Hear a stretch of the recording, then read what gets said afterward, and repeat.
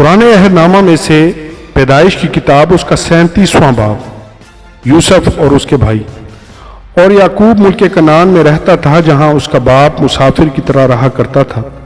याकूब की नस्ल का हाल ये है कि यूसुफ 17 बरस की उम्र में अपने भाइयों के साथ भेड़ बकरियां चराया करता था।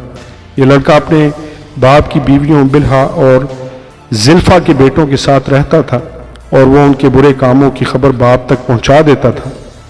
और इसराइल यूसुफ को अपने सब बेटों से ज़्यादा प्यार करता था क्योंकि वो उसके बुढ़ापे का बेटा था और उसने उसे एक बुलकमून कबा भी बनवा दी। और उसके भाइयों ने देखा कि उनका बाप उसके सब भाइयों से ज़्यादा उसी को प्यार करता है, सो वो उससे बुग़्ज़ रखने लगे और ठीक तौर से बात भी नहीं करते थे। और यूसुफ ने एक ख्वाब देखा जिसे उसने अपने भाइयों को बताया तो वो उससे और भी बुग़्ज़ रखने लगे। और उसने उनसे कहा, ज़रा वो ख्वाब तो सुनो जो मैंने देखा है। हम खेत में पूले बांधते थे और क्या देखता हूँ कि मेरा पूला उठा और सीधा खड़ा हो गया और तुम्हारे पूलों ने मेरे पूलों को चारों तरफ से घेर लिया और उसे सजदा किया। तब उसके भाइयों ने उससे कहा, क्या तू सचमुच हम पर सल्तनत करेगा या हम पर तेरा तसल्लुत होगा? और उन्होंने उसके ख्वाबों और उसकी बातों के सबब से उससे और भी ज़्यादा बुग़्ज़ रखा। फिर उसने दूसरा ख्वाब देखा और अपने भाइयों को बताया। उसने कहा, देखो मुझे एक और ख्वाब दिखाई दिया है कि सूरज और चांद और 11 सितारों ने मुझे सजदा किया। और उसने इसे अपने बाप और भाइयों दोनों को बताया। तब उसके बाप ने उसे डांटा और कहा, यह ख्वाब क्या है जो तूने देखा है? क्या मैं और तेरी माँ और तेरे भाई सचमुच तेरे आगे ज़मीन पर झुककर तुझे सजदा करेंगे? और उसके भाइयों को उससे हसद हो गया, लेकिन उसके बाप ने यह बात याद रखी। यूसुफ बेचा जाता और मिस्र को ले जाया जाता है। और उसके भाई अपने बाप की भेड़ बकरियां चराने सिकम को गए। तब इसराइल ने यूसुफ से कहा, तेरे भाई सिकम में भेड़ बकरियों को चरा रहे होंगे, सो आ कि मैं तुझे उनके पास भेजूं। उसने उसे कहा, मैं तैयार हूं।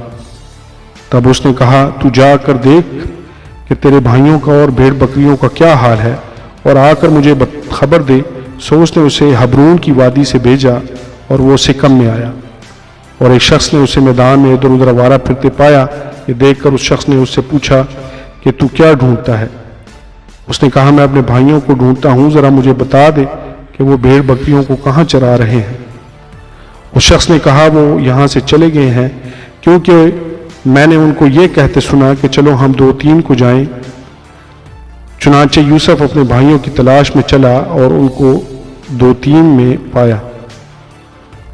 और यूं ही उन्होंने उसे दूर से देखा तो पेशतर इसके कि वो नज़दीक पहुंचे, उसके कत्ल करने का मंसूबा बांधा और आपस में कहने लगे, देखो ख्वाबों का देखने वाला आ रहा है, आओ अब हम उसे मार डालें और किसी गड़े में डाल दें और ये कह देंगे कि कोई बुरा दरिंदा उसे खा गया है, फिर देखेंगे कि उसके ख्वाबों का अंजाम क्या होता है।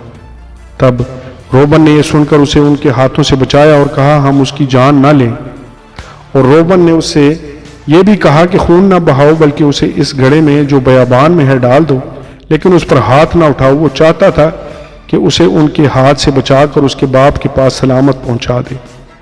और यूं हुआ कि जब यूसुफ अपने भाइयों के पास पहुंचा तो उन्होंने उसकी बुलकमून कबा को जो वो पहने था उतार लिया और उसे उठाकर गड़े में डाल दिया। वो गड़ा सूखा था, उसमें ज़रा भी पानी ना था। और वो खाना खाने बैठे और आंख उठाई तो देखा कि इस्माइलियों का एक काफिला जिलाद से आ रहा है और गरम मसाले और रोगन बलसान और मुर ऊंटों पर लादे हुए शहर मिस्र को लिए जा रहा है। तब यहूदा ने अपने भाइयों से कहा कि अगर हम अपने भाई को मार डालें और उसका खून छुपाएं तो क्या नफ़ा होगा? आओ उसे इस्माइलियों के हाथ भेज डालें कि हमारा हाथ उस पर ना उठे, क्योंकि वो हमारा भाई और हमारा खून है। उसके भाइयों ने उसकी बात मान ली। फिर वो मिद्यानी सौदागर उधर से गुजरे।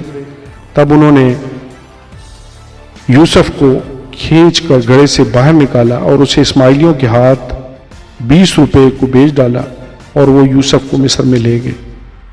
जब रोबन गड़े पर लौट कर आया और देखा कि यूसुफ उसमें नहीं है तो अपना पैराहन चाक किया और अपने भाइयों के पास उल्टा फिरा और कहने लगा कि लड़का تو وہاں نہیں ہے، اب میں کہاں جاؤں؟ پھر انہوں نے یوسف کی قبا لے کر اور ایک بکرا ذبح کر کے اسے اس کے خون میں تر کیا اور انہوں نے اس بلکمون قبا کو بھجوا دیا۔ سو وہ اسے ان کے باپ کے پاس لے آئے اور کہا کہ ہم کو یہ چیز پڑی ملی، اب تو پہچان کہ یہ تیرے بیٹے کی قبا ہے یا نہیں۔ اور اس نے اسے پہچان لیا اور کہا یہ تو میرے بیٹے کی قبا ہے، کوئی برا درندہ اسے کھا گیا ہے، یوسف بے شک پھاڑا گیا۔